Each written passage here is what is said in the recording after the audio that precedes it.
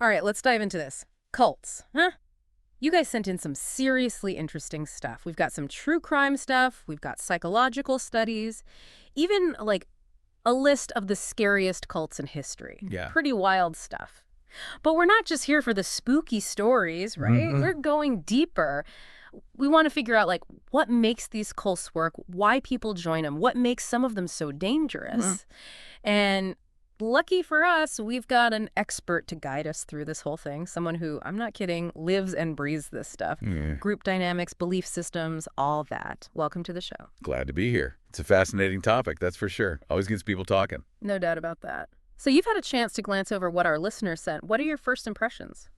One of the things that struck me was how tricky it is to even define a cult. Like deadly cults, the crimes of true believers. That one zeroes in on groups that have, committed serious crimes. Yeah. But as the book points out, there are a ton of groups out there with beliefs and practices that are a little out there, but wouldn't fit that criminal mold. That's a great point. I mean, it's not always black and white, right?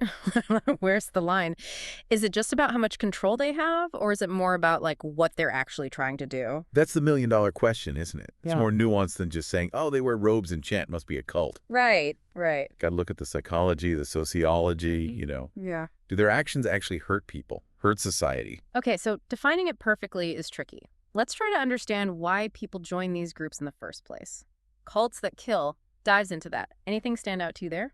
Definitely. It talks about how people are often drawn to cults when they're feeling vulnerable. Maybe they've lost someone, they're questioning who they are, or just feeling like their life lacks purpose.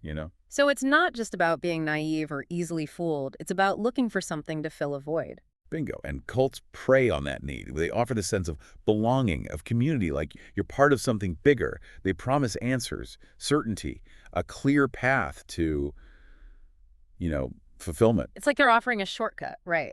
Yeah. Prepackaged identity. Yeah, exactly. And that's where the danger lies. Because once you buy into that story, you're wide open to their influence, their control, and often people don't even realize it's happening. So how does a group go from a little quirky to downright dangerous? When do they cross that line? That's where the mind games come in. Yeah. And they're often so sneaky, so subtle, that people don't see it coming until it's too late. And I'm guessing 16 Scariest Cult Stories of All Time has some prime examples of this. Oh yeah, it definitely does. Some seriously chilling cases. Take NXIVM, for example. On the surface, they were all about self-improvement. Right. But Yeah. underneath, they had this secret society, DOS, where things got really dark, branding rituals, sexual exploitation, psychological abuse. Ugh, that one's always creeped me out. It's crazy how they can twist something that sounds positive into a tool for control. It happens all the time. They use words like empowerment, self-discovery, spiritual enlightenment Right. to disguise their true agenda. Speaking of agendas, that brings us to, well, the dark side of cults. The criminal activity, the violence, the tragic outcomes. It's impossible to talk about this without mentioning Jonestown. The FBI records on that case are just devastating. Absolutely. Jonestown is like a textbook example of how a leader with enough charisma and control can lead people down a path of total destruction. But it didn't happen overnight. It was a gradual process. Demands escalated. People were isolated, manipulated, and then it all culminated in that horrific mass suicide. Like a slow-motion train wreck you can't look away from. It's truly tragic. And it really makes you question how someone like Jim Jones could gain that much power over people. And the thing is, it's not an isolated incident. We've got profiling satanic and cult-related murders, list of religious leaders convicted of crimes. Right. All these sources point to criminal activity being way too common within cults. Yeah. And the crimes themselves are all over the map. Financial fraud, ritualistic abuse, even acts of terrorism. It's a stark reminder that cults can be a very real danger, not just to their members, but to society as a whole. Like the Aum Shinrikyo attack in Tokyo. They released sarin gas on the subway. Right. The world was stunned. It showed just how dangerous these groups can be. Absolutely. And it highlights how charismatic leaders, especially those pushing apocalyptic ideologies, can exploit their followers. They can justify violence and manipulate them into committing horrific acts. It's scary to think that some of these groups are operating right under our noses, hiding their true intentions behind seemingly harmless beliefs or practices. But before we get into how to identify and avoid cults, I want to shift gears. What happens to the people who manage to get out? That's a crucial question. Hmm. And Deadly Cults touches on the long-term effects these groups have on former members. And frankly, it's not pretty. I'm guessing it's not as simple as just walking away and going back to your old life. Not even close. The book cites research showing incredibly high rates of suicide attempts, suicidal thoughts, anxiety attacks among ex-cult members. Those psychological scars run deep. Wow. Those statistics are heartbreaking. It really underscores the need for specialized support.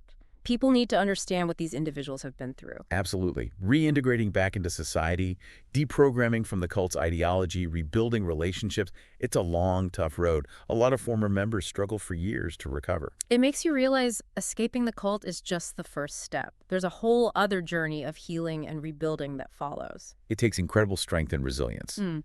And it highlights how crucial it is to have resources, support systems in place for these people. This deep dive has been really eye-opening so far. We've covered a lot of ground. What are your initial thoughts on what we've learned? You know, it's wild, right? We hear these stories and think, how could anyone fall for that?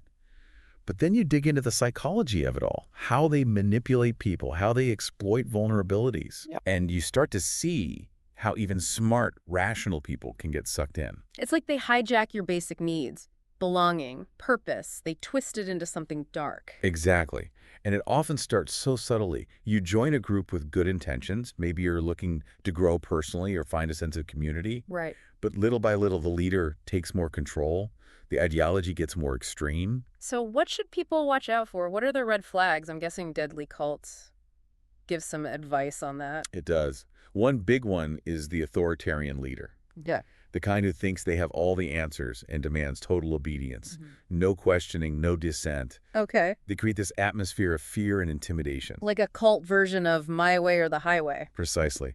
Another red flag is manipulation, sleep deprivation, weird diets, public humiliation. Anything to break you down, make you dependent on the group. So they strip away your individuality and replace it with the group's identity. You got it. And that often goes hand in hand with isolation. They'll discourage contact with family and friends, control what information you have access to, Right. maybe even move the group to some remote location. Like Jonestown in Guyana or the Branch Davidians in Waco, cutting off any outside influence that could challenge them. Exactly. It's all about creating an echo chamber. Their twisted reality becomes the only reality. And then there's the fear and guilt. They'll talk about doom and gloom, persecution from the outside world. Okay. You know, how you need to sacrifice everything for the cause. Creating a sense of urgency, that us against the world mentality. Exactly. It binds the group together, makes leaving almost unthinkable. And we can't forget the financial exploitation that often comes with this. The leaders living it up while their followers are struggling. Oh, absolutely. They'll demand huge donations, pressure people to give up their assets, sometimes even commit outright fraud. It's all about enriching themselves at the expense of their followers. This is pretty heavy stuff, but it's important to remember that people do get out, and many go on to live happy, fulfilling lives. That's so true. It's a real testament to the human spirit, how resilient we are, how much we can heal. It gives me hope. Even after something so horrific, recovery is possible. Absolutely. And it underscores the importance of support, of resources for former members, helping them deal with the trauma, get back on their feet, rebuild their lives. Zooming out a bit here, do you think what we learn about cults can help us understand group dynamics in other areas of life? I mean, this kind of behavior isn't limited to these fringe groups, right? That's a great point. You see these dynamics everywhere. Businesses, politics, online communities. Wow. Understanding the tactics, authoritarian leadership, isolation, manipulation, helps us identify similar patterns in other parts of our lives. So even if it's not robes and chanting, those same red flags apply. Absolutely. Yeah. A CEO demanding blind loyalty, a political group demonizing opponents, an influencer pressuring followers to cut ties with loved ones. It's all in the same playbook. That really puts things in perspective, makes you think twice about the groups you're part of. It does. We need to be aware that manipulation can happen anywhere. So if we're aware of these red flags, can we protect ourselves from getting caught up in these unhealthy group dynamics? I think so. By being critical thinkers, valuing our own independence, and having open conversations, we can create environments that are less susceptible to abuse. So it's not just about steering clear of groups that fit the stereotypical cult image. It's about understanding the deeper dynamics at play, the things that lead to unhealthy power structures. Exactly.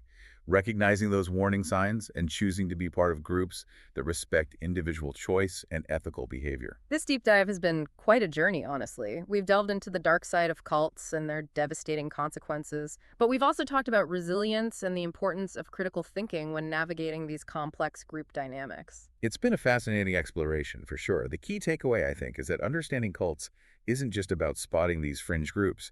It's about recognizing the potential for manipulation and exploitation that exists in all sorts of places throughout society. So we need to stay vigilant, not just in our own lives, but in our communities, the wider world. Precisely. The more we understand these dynamics, the better we can challenge them, the better we can create a world where people are less vulnerable to this kind of abuse. Absolutely. And on that note, I want to thank you again for joining me on this deep dive into the world of cults. It's been intense, but incredibly insightful. It was my pleasure. I always enjoy talking about these complex issues with you, and I hope our listener out there found it just as engaging and informative. And to our listener, remember, this is just the beginning. There's a whole world of information out there: books, documentaries, survivor stories, research articles. Right. It's a rabbit hole worth going down if you're interested in human behavior and the power of belief. Absolutely. You've got a solid foundation now. Yeah. Who knows what else you'll discover? Maybe you'll find some surprising connections we didn't even touch on. Well, this has certainly given me a lot to think about, and I'm sure our listener feels the same way. Something I keep thinking about is why some people are more drawn to cults than others. Is it like a personality type? Or is it just bad luck being in the wrong place at the wrong time? That's the question, isn't it? Yeah. Researchers have been trying to figure that out for years, but there's no easy answer. There's no typical cult member. Okay. People from all walks of life get drawn in. So it's not about being gullible or, weak-minded. Not necessarily. Mhm. Remember, cults often zero in on people when they're vulnerable, going through a big change. Right. Could be someone young, figuring out who they are, someone going through a divorce, a career switch, or maybe they're just feeling lost, unhappy with their life. So it's less about preying on weakness and more about taking advantage of what people need. That's a good way to put it. Cults offer belonging, purpose, certainty, things we all want, especially when times are tough. And the more vulnerable you are, the more tempting those promises become. Which is why it's so important to remember those red flags, right? The controlling leader, the isolation, the manipulation. If we can spot those patterns, we're less likely to get caught up in something dangerous. Absolutely. It's about having the power to make good choices, being careful about the groups we join, the people we let influence us. And it's not just about protecting ourselves. It's also about looking out for the people we care about. Exactly. If someone you know, a friend or family member, starts acting differently, they become withdrawn, secretive, super devoted to a group. Okay. It's worth talking to them. Tell them you're worried. Encourage them to think critically about what's going on. Just staying connected, keeping those lines of communication open, offering support without judgment. Exactly. Sometimes just knowing someone cares, someone's listening, can be enough to help them break free. This deep dive has really been eye-opening. We've seen the dark side of cults, but we've also talked about resilience and the importance of critical thinking when it comes to group dynamics. It's been a fascinating journey. I think the big takeaway is this.